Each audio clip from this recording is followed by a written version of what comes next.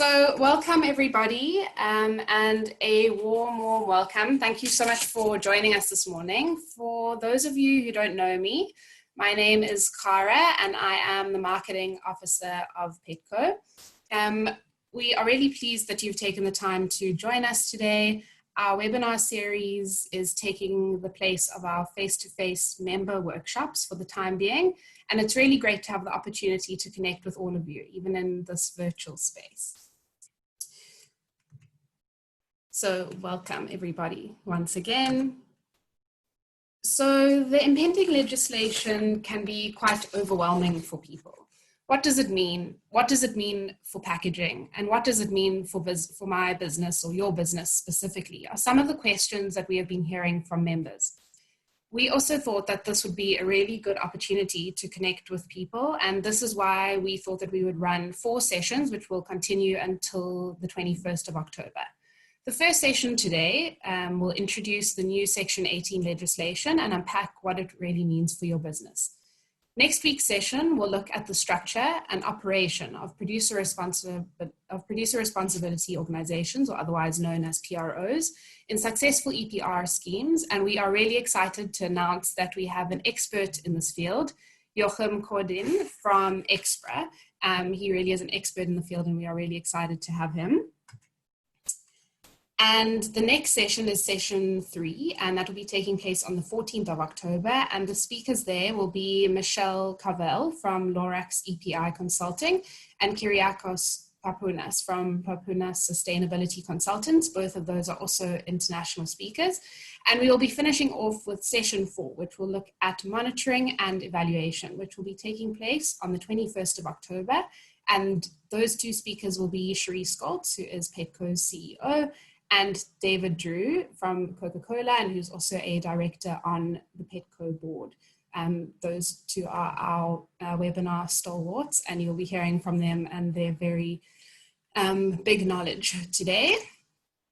In terms of what you can expect today, I will obviously be doing this welcome and looking at the agenda.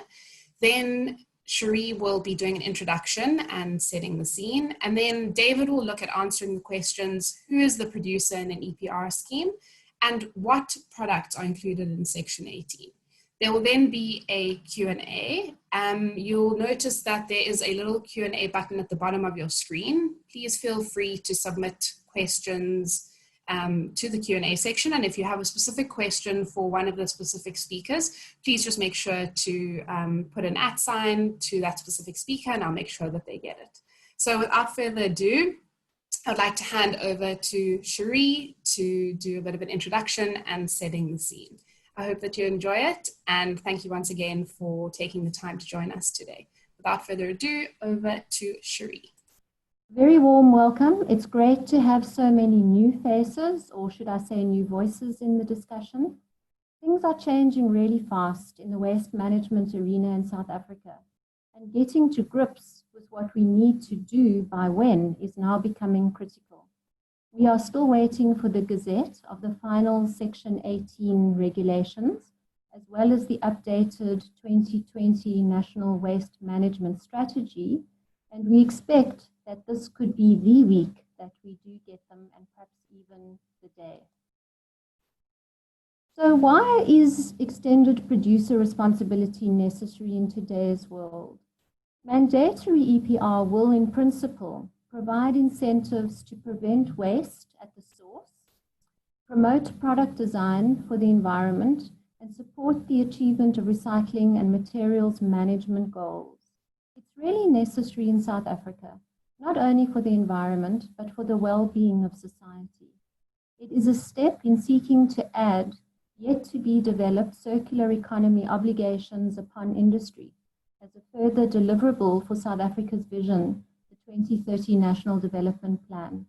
The longer-term vision is to stimulate a secondary resources economy which would bolster additional employment, which goodness knows we need, and transformation opportunities through the development of supplementary material markets. Let's take a closer look at EPR, and credit must go to Expra, the Extended Producer Responsibility Alliance, for summarizing their decades of experience experience and knowledge. It means that companies who put products on the market are obliged to collect, sort, and recycle these products and their packaging once they reach their end-of-life stage. The individual responsibility can be partly transferred to a collective entity, a so-called producer responsibility organization, and this organization should fulfill the obligations of their members in the most cost-efficient and effective way. So usually, the recycling targets set by the national government and any additional targets that actually might be set by the owners of the PRO. The required, usually external costs, which are mostly internalized into the product price, and the higher costs for non-recyclable or difficult to recyclable packaging to motivate industry to eco-design their packaging. What does Section 18 mean for you and your business? The bottom line is it means that you will have to individually or collectively take responsibility for the products and packaging that you place on the market after consumption. You will be required to declare the nature and volume of your products, and you will be held accountable to achieve the targets set by government in terms of reduction, reuse, recycling, and recycled content.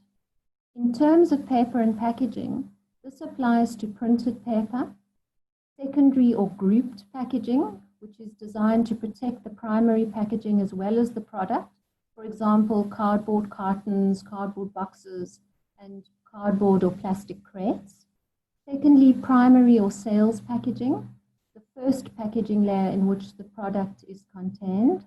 And then thirdly, tertiary or transport packaging. And of course, this packaging facilitates the protection, handling, and transportation of a series of sales units to group everything into unit loads during transit. And of course, this is rarely seen by the end consumer.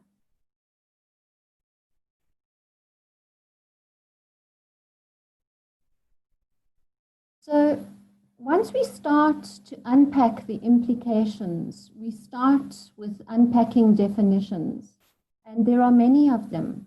What is the definition of a collection target? What is input and output recycling measurements and targets?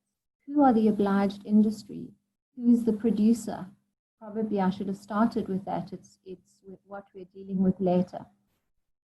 What is the definition of a producer responsibility organization? What is packaging? What is the definition of recyclable, of reuse, of recovery, of repurpose, of single use? And then the next issue to look at is the registration of producers. How does that take place? With whom and when? The third issue is unpacking the obligations of producers and obliged industry. Do you join or establish a producer responsibility organization? How do you hold the PRO that implements the extended producer responsibility on your behalf accountable in terms of targets and compliance with regulations? Financing of a PRO through direct or indirect contributions so that the organization can implement an effective scheme. Declaring products by mass to your PRO for EPR fee generation. Using design for recycling guidelines and science-based assessment tools to reduce the environmental footprint of production and usage. Keeping products in circulation through reuse models where appropriate. Increasing recyclability and reducing or eliminating toxicity in the post-consumer waste stream. To understand the requirements for producer responsibility organizations, we are pushing at PETCO for the accreditation of PROs, unpacking the obligations of the PROs in terms of reporting, auditing, developing guidelines and end-use markets, the financial arrangements of EPR schemes. Producers must determine the budget required to meet their obligations. The differentiation by product or class of products are determined by recyclability and the needs of the value chain to ensure recycling, and the EPR fees paid on weight consumed or sold. So these are all part of the value chain responsibilities that need to be unpacked and identified. In terms of PROs, what are the key success factors? What should they include? Really key is good governance with balanced sectoral representation, producer senior management participation, transparency. Good data is key with an in-depth understanding of the costs that need to be shared, the methodology for determining differential material costs, and the global move today towards eco-modulation. A strategic vision to unpack industry self-management, and of course to ensure that this is one small step towards a more circular economy. So regulation really defines the obligated materials, the eligible resources, and the targets. Producers report on the quantities of obliged materials that they put onto the market.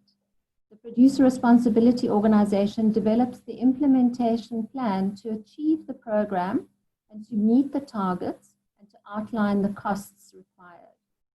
And this is really key, looking at the costs and how are they determined?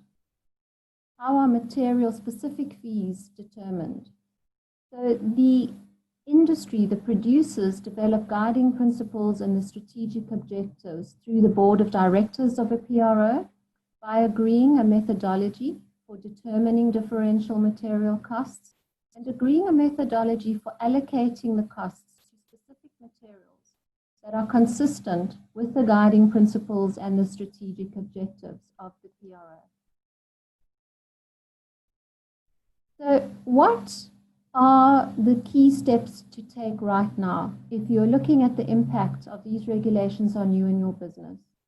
Number one is really to identify if you are a producer, to consider your systems for the reporting that you will be required to do, to budget. This will be effective next year. If you are in the PET beverage industry, for example, budget for all components and not just the bottle. Remember the cap, the label, the delivery, the transport packaging. Get involved and support your PRO. Help to design the system. Audit the design and the recyclability of your products. Plan to include and incorporate recycled content.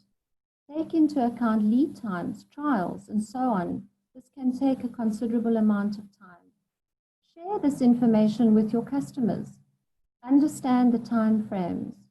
Consider transformation and the integration of the informal sector. There is a BEE charter to be developed for our sector. Understand the targets and what you individually need to do alongside what a producer responsibility organization needs to collectively do. The consequences for non-compliance are outlined in the Waste Act, and they are in fact jail time. So this is an important issue to unpack. So taking a step back to where we are now, who actually is Petco?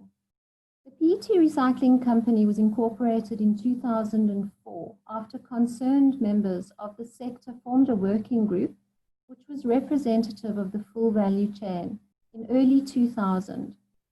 The intention was to develop a solution for post-consumer PET packaging in the country, and this resulted in our first industry-driven voluntary extended producer responsibility organization, overseen by a board of directors representative of the obliged value chain, with a set of recycling targets and a financial and business plan to achieve these.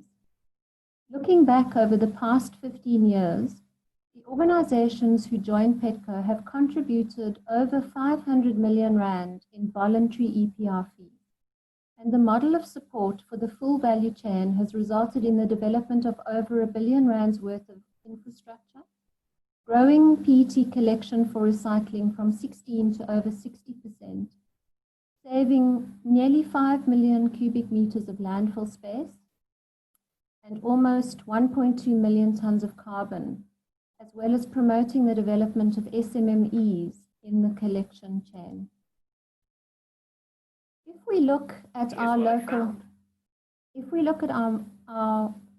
local market size, last year, 215,000 tons of PET was placed on the South African market.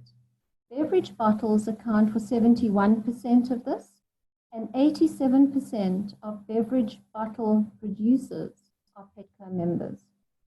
Thermoform trays account for approximately 12% of PET placed onto the market, and 21% of thermoform producers are Petco members.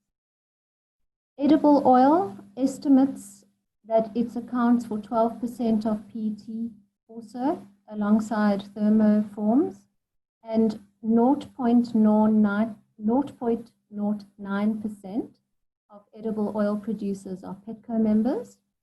Home and personal care accounts for 5% of the bottles placed onto the market, and 81% of HPC producers are Petco members.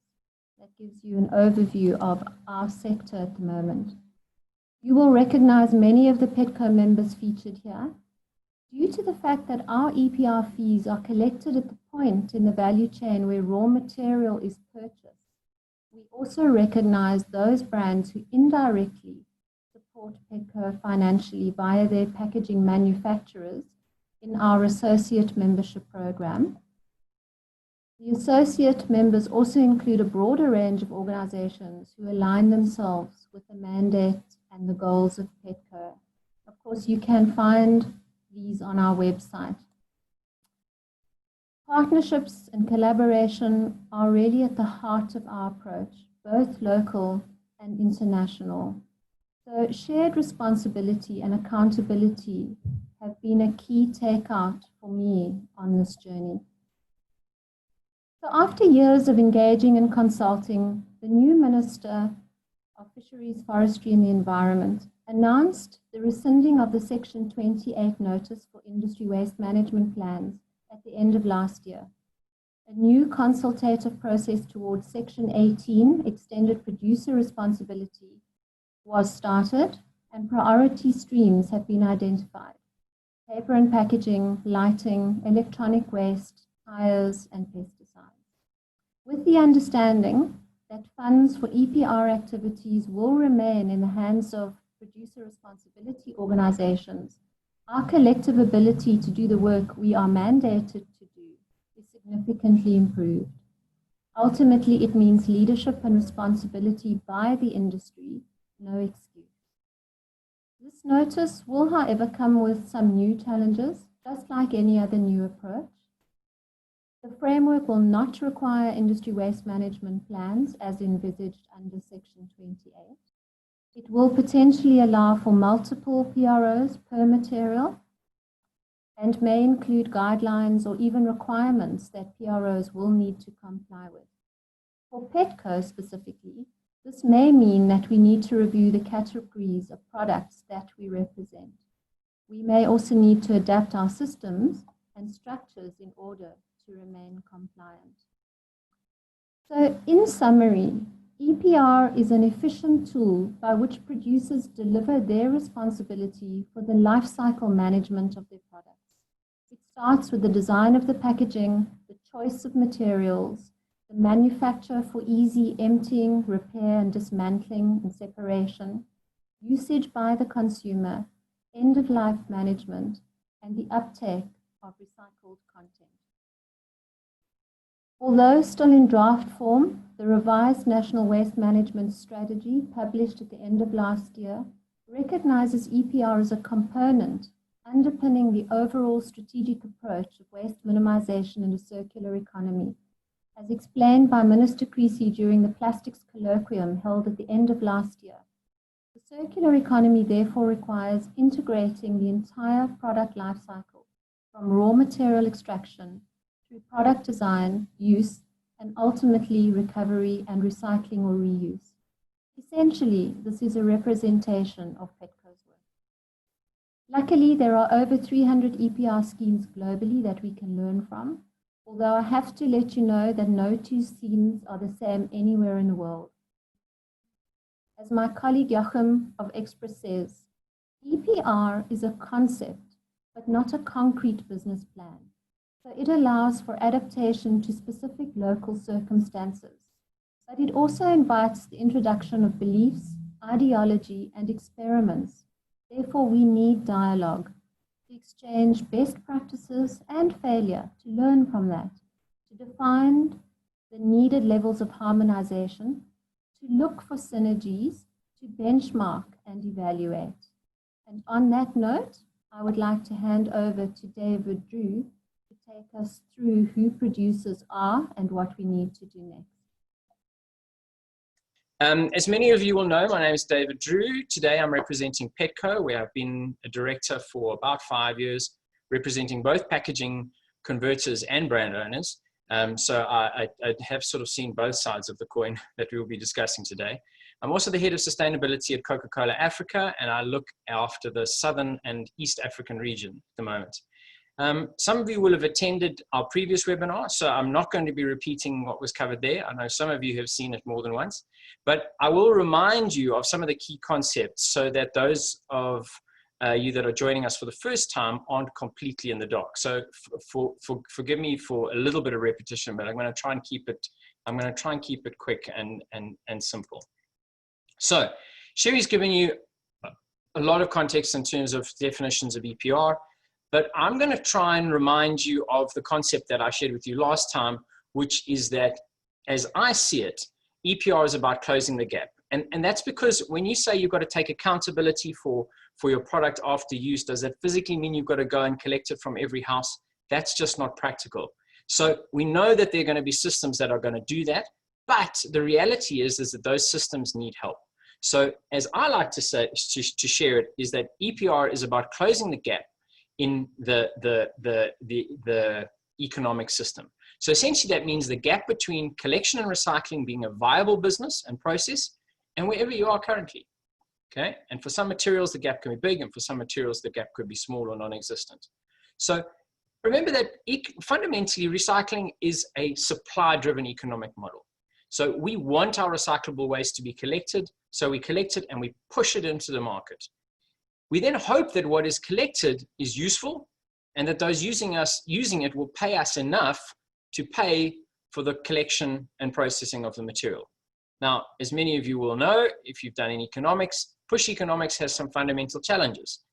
Oversupply leads to dropping prices, and normally dropping prices should reduce supply until there's equilibrium again. But the problem is we can't let collection and recycling rates drop until prices rise. So this is where the gap comes from. This is the gap that EPR must close in order for collection and recycling to continue sustainably. Also remember, as I shared last time, that gap tends to get bigger the greater your ambition. So by ambition, I mean the higher the target for collection and recycling, the more likely there's going to be a gap, and the larger the gap will become if there is one as you collect and as you want to collect and recycle more. This is because to collect more, you have to pay more to informal collectors or waste management companies. You have to go further to collect material from smaller towns, and you have to collect dirtier and less ideal material for recycling. All of this increases the cost on the left-hand side and opens up the gap between what it costs and what it's worth. So why is this important for today's discussion? Because in terms of EPR, the producers are going to be held accountable for closing that gap. And for many of you on this call, representing makers and sellers of foods and beverages, that means you. And so remember, EPR is about closing the economic gap to ensure that recycling continues even when it wouldn't otherwise make economic sense. So before we get into the details of Section 18 and its likely outcomes, I think it's useful to understand that what we're seeing today in South Africa is not unusual. We don't always follow international norms, but in this case, the introduction of EPR regulation is part of a progression that is happening in many countries. It's useful to consider the implications of this typical cost of collection versus collection trend graph that I've shown you here. As you can see, it costs nothing to collect nothing, but it costs more the more you want to collect. So the more you want to collect, the more expensive it becomes. And for those of you who sort of know maths, you can imagine that effectively it's infinitely expensive to collect 100%. So that graph just gets steeper and steeper.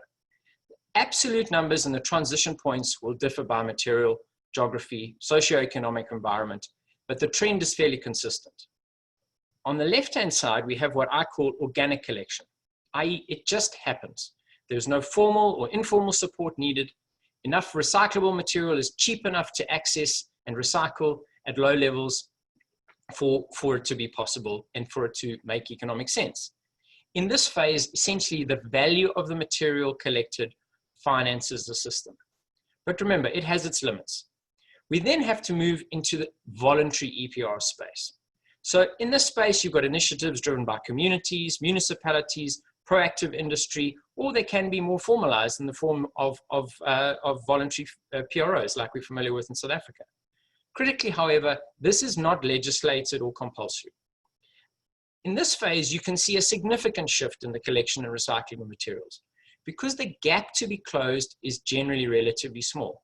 The slope of the graph is relatively shallow. So for relatively a little increase in cost, you can move the increase in collection. However, the effectiveness of voluntary EPR also tends to have limits, depending on the levels of participation or inconsistencies between materials and industries, i.e. some materials may be doing well under voluntary EPR, but others not. And so governments come under pressure to act. And hopefully the next step in this process in regulation is mandatory or universal EPR. As you can see on the graph, this is generally necessary when the costs begin to increase and the results from voluntary EPR begin to stagnate. In South Africa, this is where we are now. So interventions like Section 18 should be expected and to some extent embraced because it doesn't end there. Despite many EU countries achieving 75% collection on some materials, there is still pressure from society to do more. And so in Europe, we're seeing a further transition from EPR-led systems to more regulated solutions like DRS or what people call container deposit systems. In this phase, it's important to note that the regulation isn't just limited to EPR as we are considering today, and typically includes things like virgin plastic tax or minimum recycled content requirements. So these are just a few of the recent headlines relating to government-led interventions outside of EPR regulations like Section 18. So it's important to understand that while Section 18 may seem like a drastic step and a burden, it's important to recognize that the alternatives could be worse. As I highlighted in my last presentation, I believe that as a next step, EPR regulation is exactly the right move for South Africa at this point in time. It's not only the next logical step in the collection and recycling progression, but it's also the most efficient and cost-effective solution. And in a developing economy, that's critical. Remember that under EPR, it's the producers that pay the money, the producers that control the spending of the money, and ultimately the producers that are held accountable for the results. Whilst taxes may close the gap between recycled material and virgin, for example, by increasing demand for recycled content, it is critical to understand that under taxes, whilst the premium you pay for the recycled material does contribute to closing the gap, the tax you pay on the virgin material doesn't generally go back into the value chain and support collection and recycling. It goes into the fiscus. And as we know, that probably won't come back. So now that we understand why we are here and where we are and why we are here, let's talk a little bit more detail about the producers. We're talking about extended producer responsibility, so we have to say, who are these producers? First, let me remind you that we don't have the final regulations, as Sherry said, although we expect them to be published soon. In fact, it could actually be later today if they meet their own timelines. But what we're going to discuss today is based on the draft regulations and the interactions that we've had between industry and government during the process. And therefore, we're also going to focus on what are the things that we believe are going to be in the regulations as, let's call it, minimum requirements. So in other words, there could be more, but these are the things that are highly likely to be in the requirements. In our next session, we should probably have the final regulations, and if there's anything that we've missed out, we can expand on the additional requirements or highlight any major issues that we have. So before we define the producer, first we have to understand which products or items EPR regulations are going to apply to. So in industry's proposal to government, we suggested that they differentiate these products by using the term controlled products. It's a relatively arbitrary term. In Canada, for example, they are called designated products. Essentially, these controlled or designated products can be whatever government define them to be. Basically, if they decide that what you make or sell is a controlled product, then the EPR regulations apply. In the draft regulations, they've covered both packaging and non-packaging items, which you can see on the list above, and Sherry's already gone through them, which introduces a little bit of complexity. Globally, the trend is normally to start with packaging and then add categories over time to expand the scope of EPR regulations, but we've kind of jumped ahead a little bit by including lighting equipment and electronic equipment and paper that's not packaging. So important to note, this list is likely to change and expand over time. Now that we know what items we're talking about, we can define the producer in extended producer responsibility. As much as it seems really obvious, and some of you may be saying, why are we even talking about this? Identifying the producer in the value chain isn't actually that easy. Initially, many were of the view that the producer was the party that made or converted the controlled product. So if the controlled item was a beverage can, then the can maker would be the producer. If the controlled item was a glass bottle, then the glass bottle maker would be the producer. In an unregulated environment, we have seen the packaging industry take a lead in many cases, essentially initiating and implementing voluntary EPR systems to try and improve collection and recycling and to some extent prevent increased regulation. Some of these initiatives have been quite successful, but ultimately the voluntary nature of these schemes has limited their effectiveness. Many struggle to get broad buy-in from the entire industry or pass on all the costs to their customers. Although the converter model made sense on many levels, it did have a number of flaws.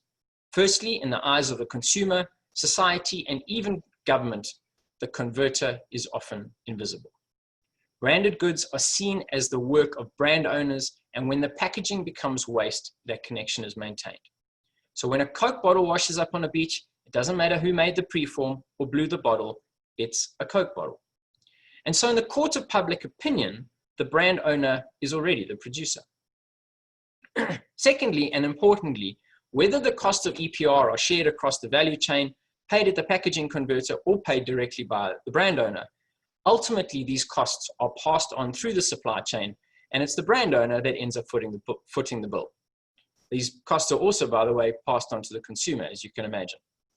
Outside of the financials, the consensus view globally is that the party that has the power to choose or change the type of packaging used should be considered the producer. This doesn't mean that the rest of the value chain are off the hook, and it's clear that there are going to be obligations from the broader value chain in the regulations as well. And it's critical that the broader value chain participates and supports the EPR regulation. But in order to make regulation effective, it is critical that we can clearly identify the party that will be held accountable in their capacity as the producer.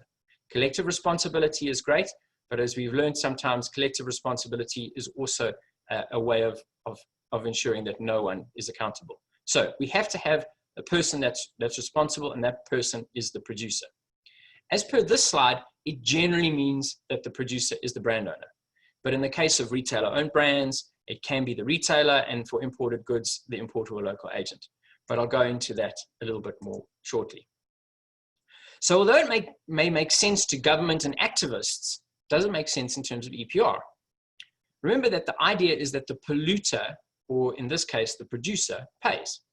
So to test the cause and effect, we can look at whether the producer has the scope to influence what they pay. As a brand owner, you are typically in a position to firstly determine how your product looks and what packaging materials are used. And then you are also in a position to reduce or eliminate packaging or eliminate undesirable types of packaging. You can also design your packaging to be more recyclable, to be more valuable after collection and recycling, and therefore need less EPR support. So essentially, as the brand owner, you are the person in a position to influence how much EPR fees you pay. This is seldom the case for the packaging supplier. So defining the producer as the brand owner or retailer in the case of DOBs or own label makes sense from an EPR perspective as well. You are responsible, you're in control, you can take proactive action to remedy it. So you would think that it ends there, but unfortunately it is a little bit more complex. And when it comes to regulations, we have to ensure that we cover all bases. So if we first look at branded goods made in South Africa by South African companies, it's relatively easy. It's the brand owner. But we also have branded goods that are imported to SA. Okay, so the brand owner is active here, but the item is made somewhere else. So if the brand owner operates in South Africa or has a South African subsidiary, sometimes they'll have a share in a subsidiary or controlling interest, but imports the finished goods, something like Red Bull, for example, it's still relatively easy. The producer is the brand owner. Now, as I mentioned, retailers are often considered producers because they are essentially the brand owners for their private label items. They may not make or fill the items that carry their branding. These items may be made locally or they may be imported. They may use local packaging or imported packaging. It doesn't matter. Because the retailer is the decision maker when it comes to choosing what they sell and how they sell it, they are considered to be the producer. But wait, there's more. Retailers often also sell or even give away controlled products. So in other words, controlled product stuff that's on the list with other products that they sell. So if they may sell you a cake or a pie, they issue you some packaging for free, which is also subject to EPR. As the draft list of controlled products currently includes disposable crockery and cutlery, this must also be considered. The regulations must also apply to large retailers and to small retailers or even small food vendors. As you can imagine, there's a lot of packaging that is provided with fast food globally, and even though many may claim that it isn't sold, it must be subject to EPR. I'm using the definition of sold importantly because there's a risk that people would say, well, the fast food joint doesn't sell the packaging. The person that sells the packaging is the person that provides the packaging to the fast food joint. So if famous brands sell packaging, then they would have to be responsible. But if they only buy it and they give it away for free, then they're not responsible. So that's generally not the way that it's seen in terms of EPR.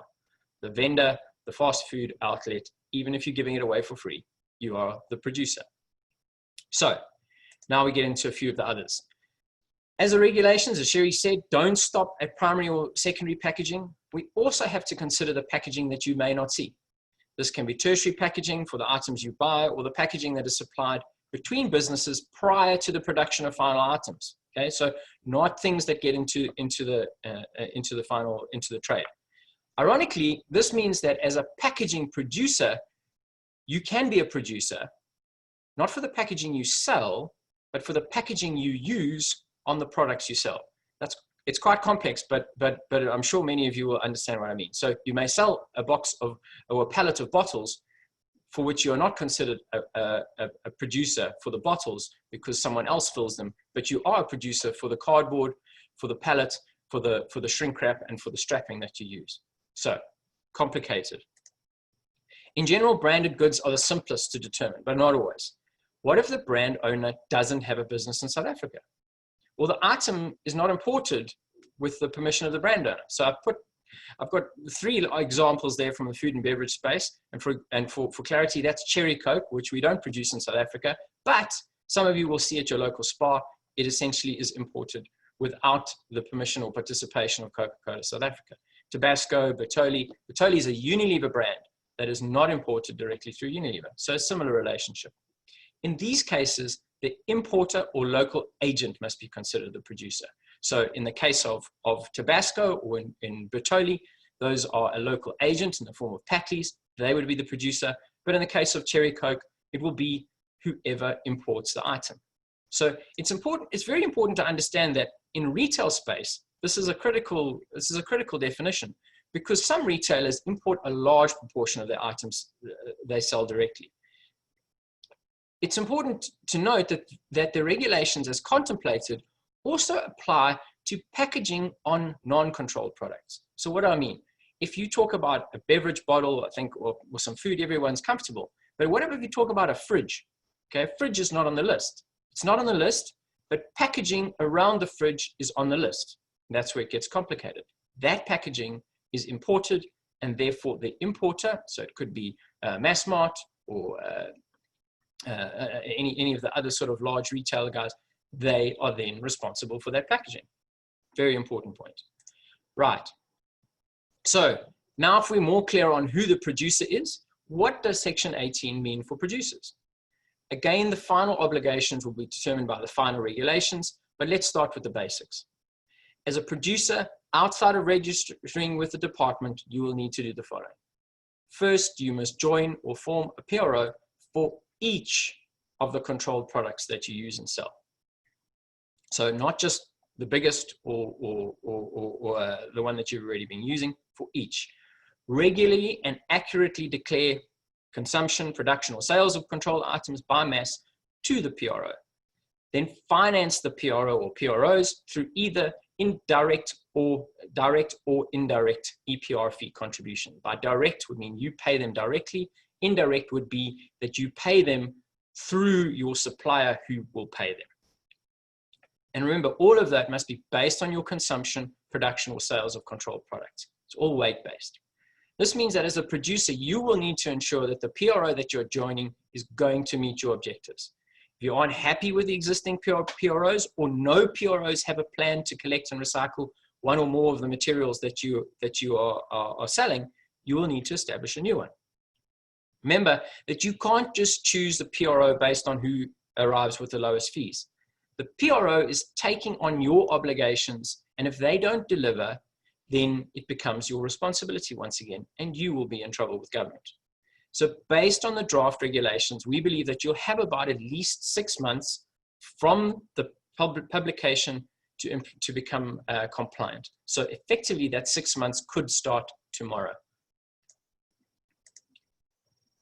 The remainder of the obligations are a little bit more personal because there's a lot of going through the first process, but then there's the stuff that you have to carry on doing. Because it's important to me it's important that your PRO meets your obligations and acts on your behalf.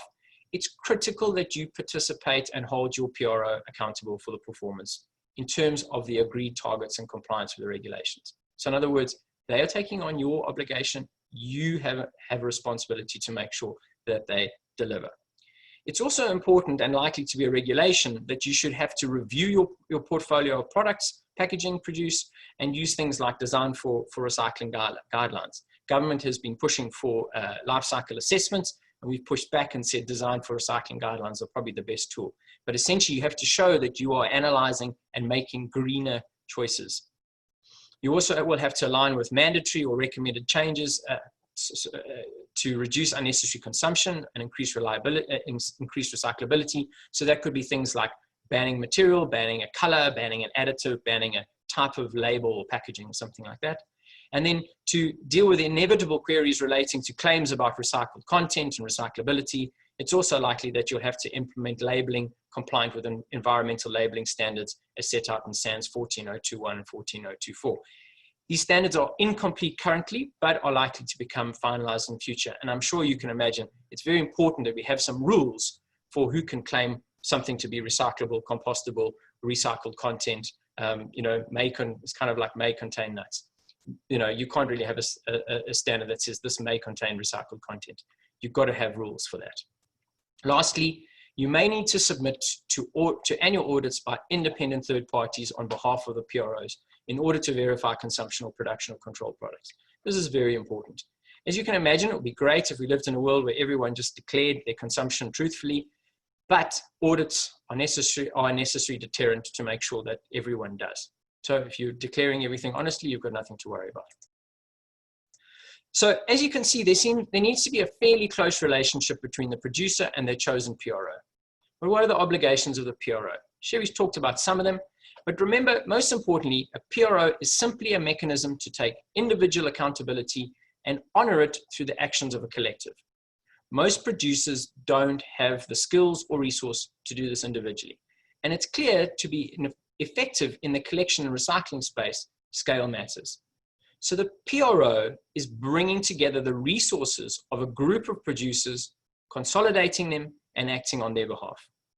The primary measure of a PRO's effectiveness is going to be the percentage of material collected. The things that the PRO does to achieve this, like supporting collectors and recyclers, stimulating end-use demand for recycled materials, guiding better product design, and helping change behavior are just means to an end. Government and society are going to measure your PRO's effectiveness on this basis. PROs also have to measure and report, and this is actually a really important capability. If you can't measure it, you can't understand it, and if you don't understand it, you can't fix it. Fortunately, through the declaration process, PROs will have access to much better data than they currently have in terms of understanding the footprint of the producers that they represent. From a producer point of view, it's critical to remember that a PRO is taking your money and they need to use it responsibly and effectively. So that's a lot to digest. So perhaps I can simplify and summarize. EPR regulations are going to be gazetted shortly, and failing some major legal challenge, you will need to be compliant before the end of March 2021. 2021 is going to be year one from a reporting point of view, so it's a calendar year, and by no later than April, you will need to be paying EPR fees to multiple PROs. So as a starting point, start working out what you make or sell that will be subject to EPR.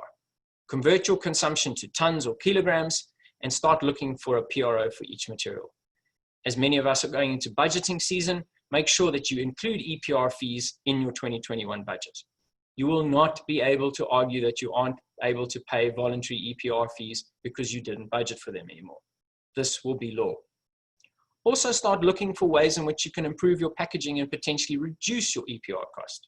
As a rule, materials that are harder to recycle or worth less after recycling will have higher EPR fees. If not initially, certainly very soon. Start working out how you will measure and accurately declare your consumption monthly, quarterly, or whatever is necessary.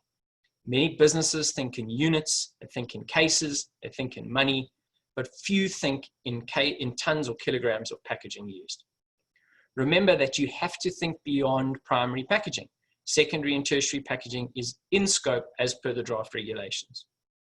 Lastly, start engaging with PROs and start to work out how best to collect EPR fees and ensure simplicity and compliance. So a lot to think about. Now, I'm sure many of you have questions. So I think Kara will be sort of collating them and putting them to me or to Sherry. So yeah, please go ahead. Thank you so much, both to Sherry and David. The extent of your knowledge is really, really useful, and just thank you for your time and effort. So in terms of the Q&A, Sam has said, thanks, David, great presentation. I have a few questions. The first one from Sam says, can you please advise why you are pushing for design for recycling as opposed to an LCA? Jerry, you want to take that, or can I? Go ahead, David.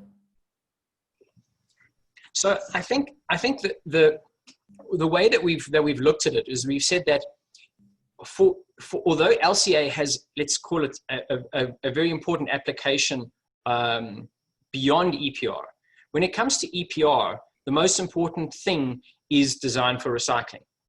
So LCAs are very complicated, and depending where you start or finish them, they can be very costly.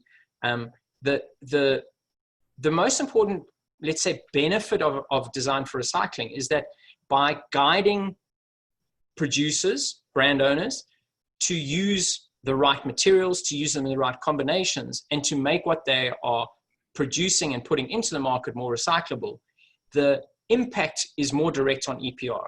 So if you look at, let's say, the impact of carbon footprint, yes, it is important to look at carbon footprint, and we're not saying you should not look at it.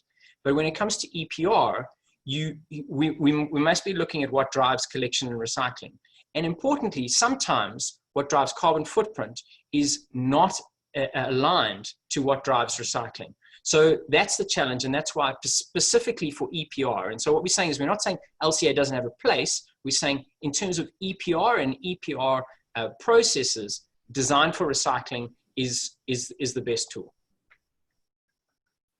Thank you. Sherry, do you have anything to add? Yes, I think, there might be a case for a new product stream coming on the market where one would want to look at an LCA because it's a new product. So that might be a slightly different scenario. Thank you. Another question has just come through. Do small or micro businesses have to register as well? So the answer is probably yes. It's one of the points that has to be decided in EPR regulations. And what we see globally, and so this is about, what we see is the what would be, as a producer, you need to register, you need to be recognized. The next step is then how should you practically deal with a multitude of really small potentially producers. And what we see globally is that there's some kind of stratification or minimum threshold or something that basically says, if you fall below a certain threshold, then EPR applies to you, but how it applies to you is different. So in other words, it may not be necessary to go through monthly declarations if you're a really small producer, but you may have to pay an annual membership fee or annual EPR fee that is a flat rate. So those rules are going to be determined effectively after the fact, but between the producers and government. But effectively, there's no exclusion as written in the draft regulations at the moment because you're small.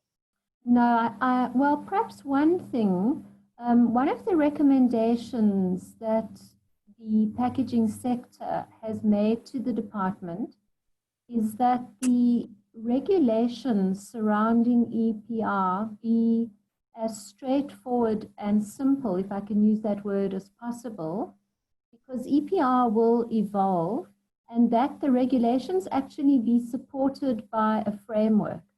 So if government makes it really clear what it is requiring from us, that we have to meet this target in this area, that the framework cover the how we can do it, because it may be different for one stream to another. And I think that kind of threshold could be unpacked then in the how, in the EPR framework. Thank you. We have 3 more questions. So this one says, thank you, David, very enlightening presentation. What are the EPR fees that will need to be budgeted for? Has this been agreed upon with DEF? So the answer is no, and the reality is that the fees will have to be determined by the PROs and producers in this period that will follow the regulations. So I understand that there's a few things. The first is that the exact requirements of the PRO, we've covered the basics, remember, but DEF is also potentially putting some other items on the table, things like integration of waste pickers, and some other, so let's call it more South Africa-centric requirements. Those could affect the burden on PROs, which will ultimately affect the fee that has to be paid. So it's important to understand that we're going to go into a very interesting phase of about 6 months where you not only got to decide which PRO you're going to join, how that PRO is going to, which materials that PRO is going to represent. And it may be more, as Sherry said, more about waste streams. It often makes more sense to look at things in terms of waste streams than materials, because waste streams are identifiable and measurable in real life, as opposed to, my example is always, you can't separate shampoo bottles from conditioner bottles in the waste stream. You might be able to report them differently if you're a producer, but you can't practically separate them in outside of in the waste stream. So that's the kind of thing that's going to happen in the next 6 months. And those things, those discussions and those, let's call it evolutions, will affect the PRO fees. So remember that the ultimate fee is a collaborative process. And we'll go into that in I think the next or the following session and talk a little bit more about it. But it's important to understand you can get an idea of what they're going to be. And I think the reality is there's going to have to be a transition from where we are now to potentially where we will be in a few years' time. So I think get some indicative numbers from the PROs that are currently out there, but understand that with the obligations, the rates are going to increase. And I think the gaps between some of them are going to have to close. because some do very little and some do quite a lot. And if government mandates that you have to do a lot, then you can't charge the rates that will only finance a little. Thank you, David. Anything to add, Cherie? I think the other key element there is why the understanding and unpacking of definitions is so important, because once the targets have been negotiated and set, and we know that they're probably going to be stretch targets, and the measurement points are agreed, then that will influence too what funding is required in order to meet those targets based on consistent measuring. So we won't have one PRO measuring in one way and a different PRO measuring in a different way. There will be consistency across all of them. There will have to be. Okay, thank you. Another question. We have come across several players in various industries who are either oblivious to the legislation or who are borderline disbelieving. Who is the onus on to be informed, and what role are the PROs playing in this space? I can answer that, I think. When something is gazetted in a government gazette, then nobody can claim that they're not aware of it or that they're unaware of it. So at PETCO, we, for example, keep our members up to date. We have shared the information widely. We have also gone to our organizations that we collaborate with. For example, the Consumer Goods Association, South African National Bottled Water Association, BEVSA, and we've alerted them to what is happening, and we've encouraged them to invite their members to participate in our webinars. And I think that's reached significantly more people. But ultimately, if you're a registered business in South Africa, you are required to keep up to date with the law. Yeah, absolutely. So unfortunately, the onus is not on the PROs. I think Cherie maybe didn't want to say it, but the onus is definitely on the producers. So the PROs are obviously being very proactive, as are other industry organizations, but the onus remains on the producer. So yeah, ignorance of the law is no defense for non-compliance of the law. So yes, that's why we're here. Thank you. Okay, next. In a franchise environment, would each franchise have to register as a producer or only the franchisor? Sure, that's a good question. I'm not sure. I suspect it probably will depend on their corporate structure as well. So whether they are, my gut feel is that it would depend on your corporate structure. So in other words, if you're separate PTYs, you may have to register as separate PTYs. What is separate is how you would potentially pay the EPR fees. And that's why Cherie referred to the difference between the what and the how. The how is going to have to be figured out. So in other words, how do you pay? So for example, the example in a spa situation on PET, which we're obviously familiar with, would be that perhaps it makes more sense to charge the EPR fees on the cake and fast food containers at the supplier level than it does for every single spa to have to pay EPR fees towards a PRO. So there could be, let's say, call it collective means of reducing the complexity. So in other words, you comply via a system that doesn't require you to do individual transactions or individual declaration, but you're still likely to have to register as a producer if you are a separate PTY. David, would also it depend on whether procurement was centralized or not? Because if all procurement happened in one place, or is it more complex? No, I don't think so, because the obligation is on those who use the packaging. So you know, even if all the packaging is procured, let's take Famous Brands, which is very centralized procurement. Each individual PTY buys the packaging from Famous Brands. They buy it through Famous Brands, and then they use it.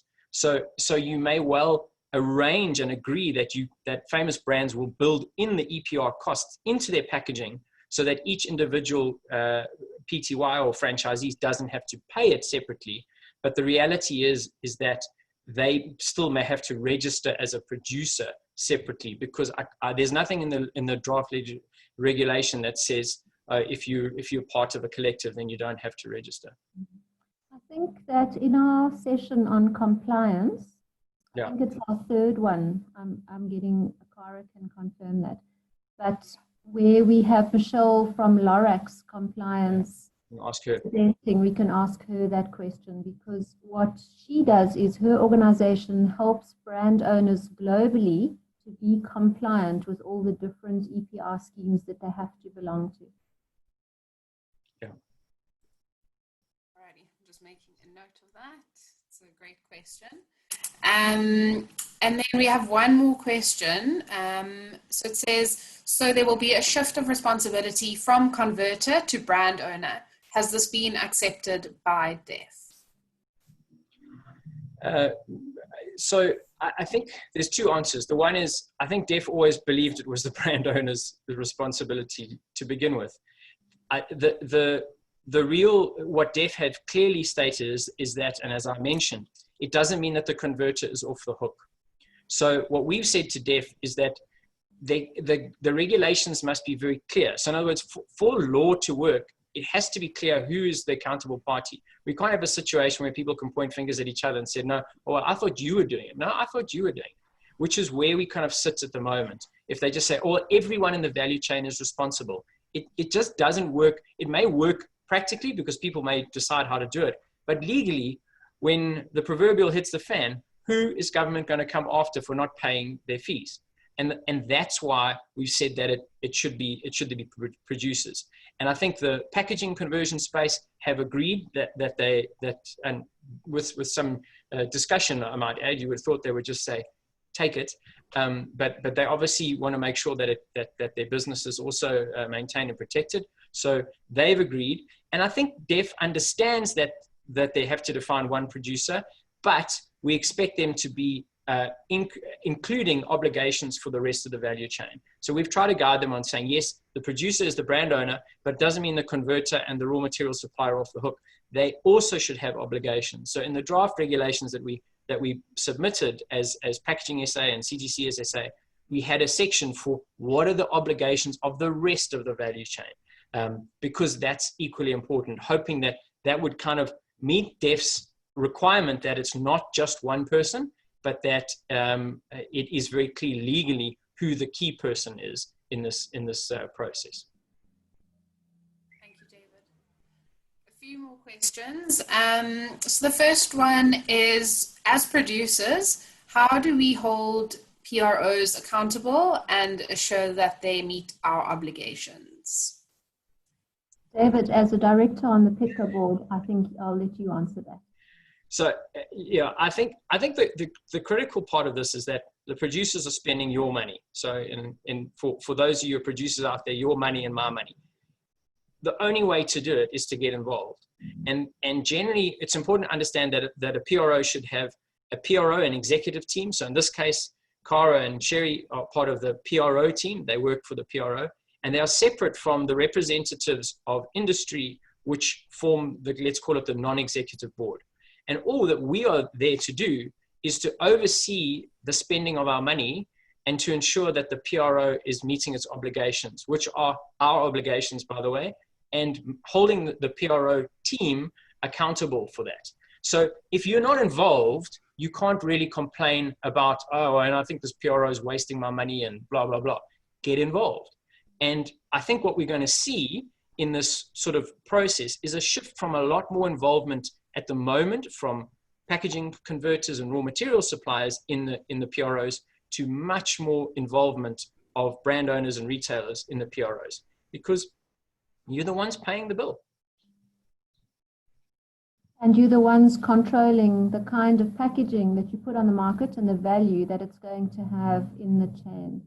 And we're the ones that society and government are going to come knocking on the door of if it doesn't work. And remember, you're also the one that's going to be affected if government says, you know what, this PRO that you started for some random packaging type is not effective. I still see them on the streets. They're not being collected. The recyclers tell me that it's got no value. I'm going to ban this material. Okay, then the packaging converter gets affected, the producer gets affected, the whole value chain gets affected. So to protect against that, get involved, make sure that the money is being expected. Do not look at this as just simply being a compliance issue. Oh, well, I pay my money and I hope for the best. If you do that, it's going to end in tears. Alrighty, thank you, David. We have another question. So will the legislation determine the levels of recycled material that goes into every piece of new packaging that is produced? Will it vary for each category of packaging? And are these levels likely to increase over time? Sure, there's a lot of questions. I think it's probably— I'll ask them one at a time. So the first question I think was, will it specify? I think the answer is maybe. We have said that we don't believe that we are ready at this point to put those numbers in, and it's a difficult point because there are clearly materials and packaging substrate that can readily take recycled content. So PET beverage bottles, for example, PET thermoforms, easy. We're way ahead of most other materials in that space. But there are materials that cannot be used, cannot have recycled content for food contact at the moment. The technology is not possible. So the challenge with targets is that if you take a let's call it a blanket approach, you can end up with some unintended consequences. So for example, if you said tomorrow, all plastics must have 20% recycled content, there are a whole lot of plastic applications which it may not be possible. So it's got to be very carefully done. And we've said to DEF, we agree, yes, let's move that way, but we're not ready to include it. So they are pushing hard for it. And so it may be included for some materials and not for others, or it may not be included. The danger of including regulated targets for some materials and not for others is that you can then inadvertently be allowing some materials not to have it and drive people away from the materials that have to have recycled content. So if PET has to have recycled content, but HDPE doesn't, and recycled PET costs more than HDPE, are you going to drive consumers away from PET and into HD? And there are a lot of materials where that sort of same relationship arises. And what we don't want to be doing is driving people away from recycled content, because that's the exact opposite. So recycled content, it could be in separate legislation. You know, there are two different options. Will it come? Yes. Will it increase? Yes. It has to. There's no way around it. Yes, David, I think that there's no way around it because South Africa has been put on a path towards a circular economy. And that's really about keeping resources in industry, in the marketplace. It's about moving away from take, make, dispose. So it may well be that materials that cannot have recycled content might have to look at reuse models, for example. Thank you. So another question, does this mean that the PRO will know what my sales are? Well, the PRO is not going to know how much you sell it for or how much profit you make. But yes, the PRO will know how much material you are selling in kilograms. And I know some people are uncomfortable with that, but there is no alternative. And this is done very widely across the world. And when you listen to Lorex compliance, you'll understand how it's done and why it's done that way. So essentially, the PRO will see your sales in the format of kilograms of cardboard. Let's imagine if put everything into one box. A PRO would see a sales for your company that will say, I sold so much cardboard, I use so much cardboard, I use so much stretch film, I use so much clear LDPE film, I use so much plastic in my labels, so much plastic in my closures, so much plastic in my crates, and so much plastic in my bottles. And that then becomes a footprint. And there's no way that a PRO can function and charge equitably without knowing that. So the declaration has two functions. One is it makes sure that you pay your fair share. In other words, the more you use, the more you pay. So it has to be accurate. That's why I talked about audits. And secondly, the consumption becomes the denominator that the PRO evaluates collection against. So remember, that's the bottom of how much of what I put into the market have we facilitated the collection of. So it needs that information for two reasons. The moment PROs are really challenged, they have to go out and use all sorts of estimations and supplier data and all sorts of things to try and estimate market, how much material goes into the market. So declarations will radically change the accuracy of that amount, that information. So as I said, your relationship with your PRO is important.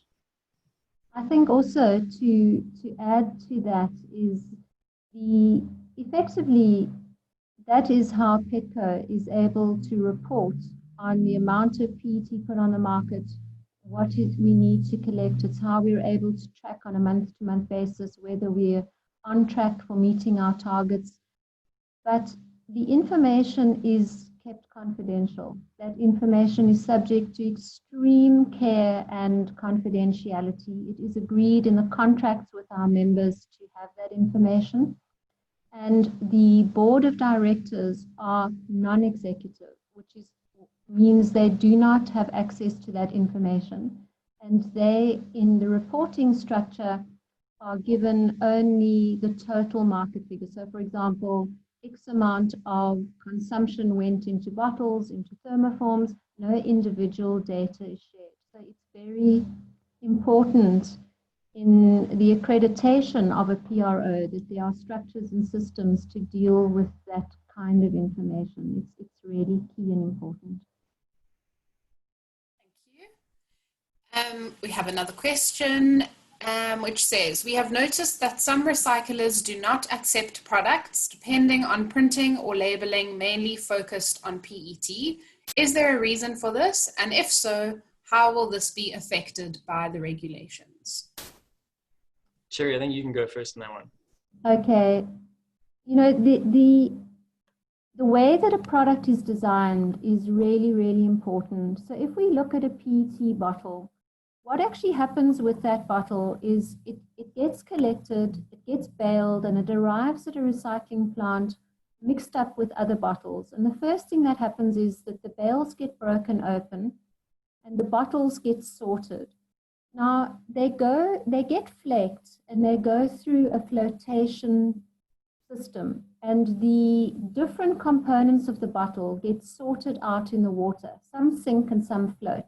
So for example, in a PET bottle that's been really well designed, the label and the cap will float to the surface. And because the label and the caps are where the colors are usually printed, the good quality PET sinks to the bottom and it moves along the process, and its output, the end result, is that the recycled PET produced from that is clean and good. If you cannot separate the label and the color blends into the PET, it reduces the value, because now you're wanting to make a new bottle using a percentage of recycled content, but the quality's bad, the color's bad, so nobody wants to buy that rPET because it would make their new bottle look gray or black or dirty or brown. Or there might be another polymer that has come through the system. For example, a PVC bottle, which is the same density as PET, so there you can't separate the two. So the glues that you use, the inks that you use, critical. If you print directly onto a bottle, which for some reason happens a lot in the water sector particularly, then that contaminates the PET totally. So if you look at the fact that you will be paying fees based on the value of that material, if the product that you put on the market results in a product being made at the end of the recycling process that is low in value because it's not clear or it's contaminated, you can only sell it as a contaminated product, and maybe it has to go to a very low grade fiber, which means that portion of the value chain will need more funding. So that is why the world is actually moving to eco-modulated fees, and it's why recycling is really important. So if you've never been to a recycling plant or seen a video on what happens with your products, I really urge you to have a look and to look at the technical aspects of how recycling actually happens, because then it becomes really clear why some products aren't accepted for recycling and others are. I hope that answers the question. And David, if I've left something out, feel free to add. Not much, but I think what I just would like to sort of remind people is that recycling is a business. They may be useful to us in this process, but they're not obligated to clean up our waste. So when someone says to you, a recycler won't buy my product, take it on face value. It means your product's not very useful or not very valuable. It means your product presents a problem to that recycler. They're not obliged to take your product. So what happens in reality is that they will then send out the word to the collectors to say, please don't bring me that bottle because it has a shrink sleeve, or please don't bring me that bottle because it's got printing, or please don't bring me those bottles because they've got, they're the wrong color. So all of us have to go through this journey of saying, go to a recycler. Are any of my bottles not desirable? And if they say, well, I don't, these, and in our case, it was green Sprite. There's just too much green. I can use some green, but I just can't use as much green as you're producing on Sprite. And that's why you take the color out. That's why you change the label. That's why you remove the printing, is that they're not obligated to do it. And if it doesn't have value, it won't get recycled. And if it does get recycled, you are going to pay for it. You're going to pay lots for it. So I think just to ask one more question within this is that the current regulation, or the Section 18 regulations, don't currently stipulate anything about this, or does it? And Cherie, in terms of the rest of the world moving to eco-modulation, is there anything within those regulations at the moment that speak to that? Yes, the draft regulations do speak to eco-modulation, because what has happened globally, if we look, EPR schemes were introduced in the mid-1985s, 1990s, so they've been running for many, many years in Europe. I think many of you may be aware that 2 years ago, China decided not to accept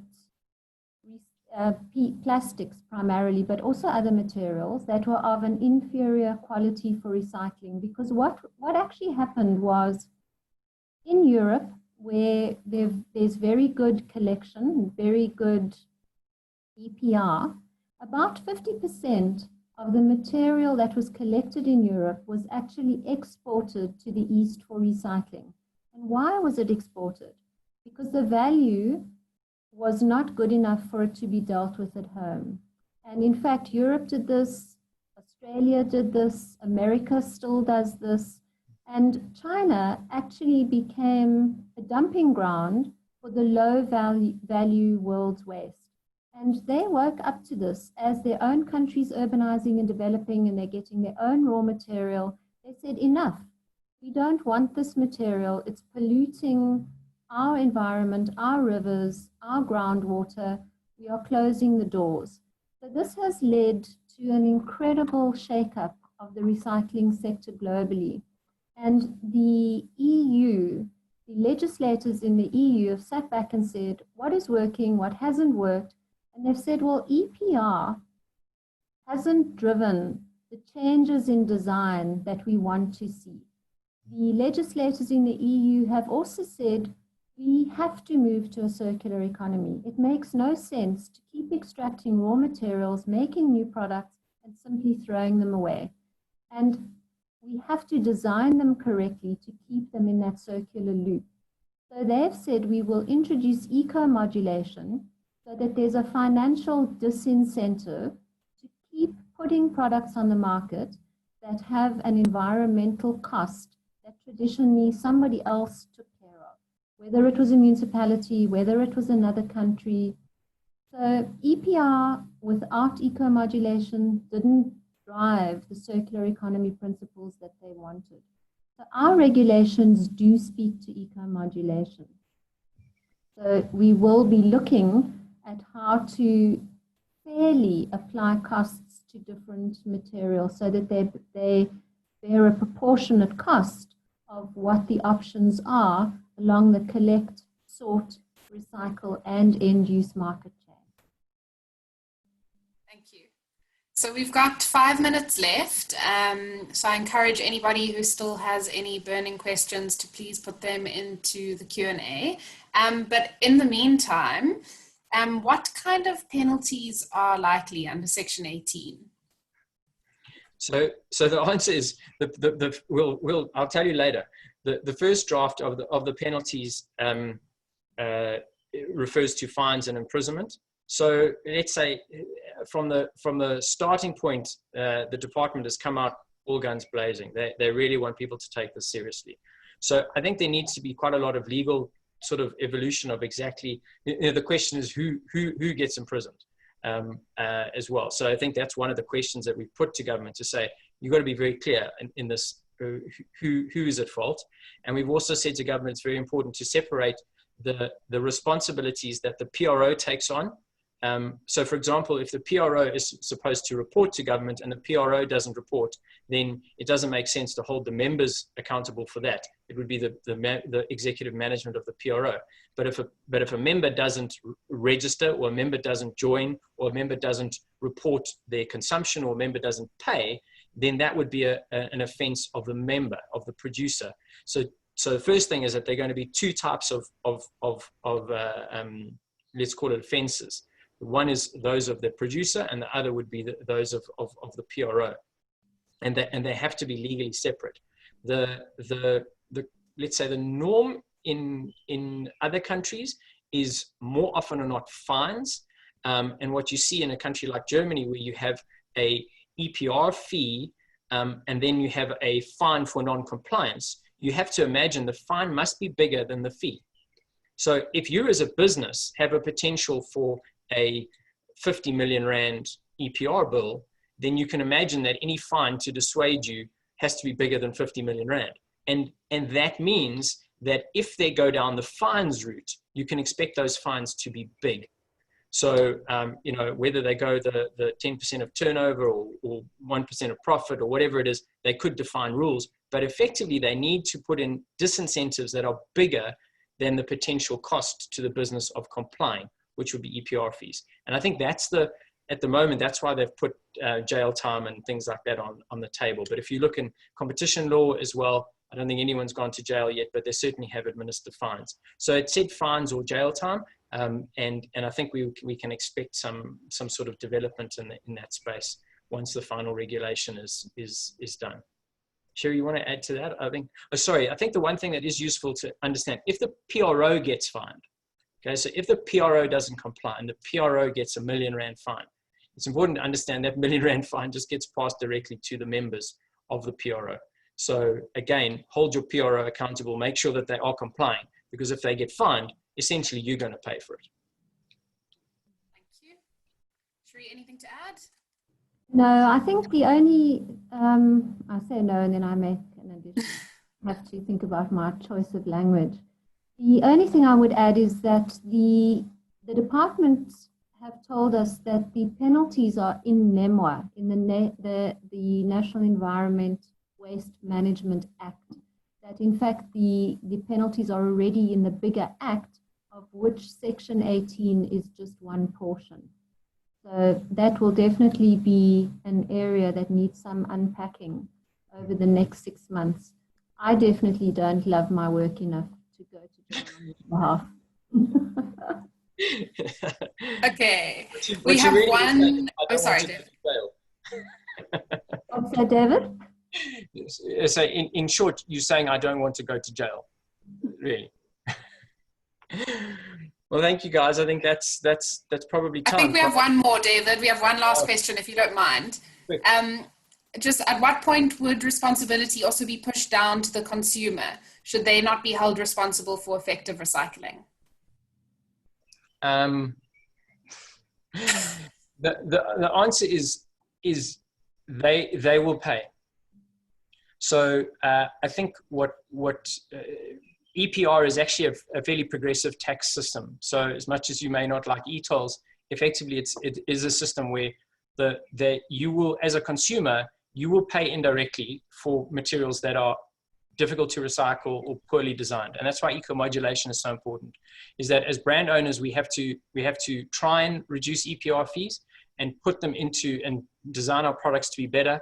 But if a particular pack is, let's say it just gets preferred, and no matter what you do, people prefer something that is less recyclable, let's say, then the reality is that less recyclable item must become more and more expensive. So it becomes almost like a sin tax that you will, as a consumer, you will pay. And that's the way the consumer is going to be impacted by this. In terms of let's call it bylaws, or, you didn't put out your recycling, I think the answer is yes, some of those things are necessary, but they're probably unlikely. The consumer certainly has a part to play in it. The consumer is certainly going to pay towards it. And the consumer can certainly make a difference, particularly in terms of separating and recycling. And that's why consumer education and habit changing is such an important part of the PRO journey and the role to improve EPR. I think if I could add something to that, something that I've been discussing with some of the colleagues that I have internationally, if you think back to the pricing strategy that was drafted by the CSIR, where this was quite a few years ago, where they looked at all the economic instruments that are available to a government, a basket of economic instruments, of which EPR is one. So there are downstream fees, there are upstream fees, and EPR is one tool in that toolbox. So what many of my colleagues internationally have been sharing with me is that to drive sustainable production and consumption and to change consumer behavior, from choices of what they buy, from not littering, there are other elements in that pricing strategy that need to come into play. So for example, a pay-as-you-throw system. If we can start as consumers understanding that there's a cost to waste management, that in South Africa we are running out of landfill space fast. In fact, in some cities we have already run out of landfill space, in smaller cities, that we pay for the waste that we throw away so that we have an economic incentive to sort and recycle. That for some products there is actually a landfill ban. So in many parts of Europe, there's a ban on sending PET bottles to landfill because they're simply too valuable. There's a ban on sending PVC bottles to landfill because they have too many issues. So there are other economic instruments that need to also come into play to support EPR as a tool. And my last point on this is that as producers and brand owners, you have an incredible opportunity to talk to your consumers because they read and see every product that you put on the market. So there's some very exciting developments in new labels, in QR codes, where hopefully we can inspire and encourage, with some other support, but encourage consumers to do the right thing. And actually that includes us, ourselves. Thank you. Okay, I think, we are 4 minutes over time.